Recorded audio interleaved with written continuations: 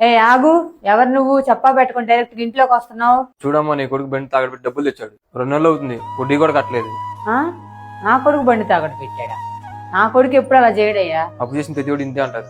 2 రోజులు టైం ఇస్తా, డబ్బులు కట్టారా లేదా, లేకపోతే బండి తీస్తా.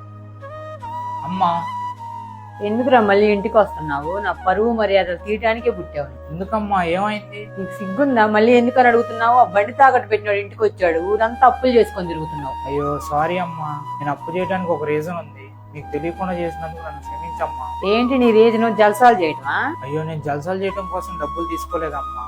మా ఫ్రెండ్ గారికి యాక్సిడెంట్ అయి సీరియస్ గా ఉంటే నా బైక్ పెట్టి డబ్బులు తెచ్చాను.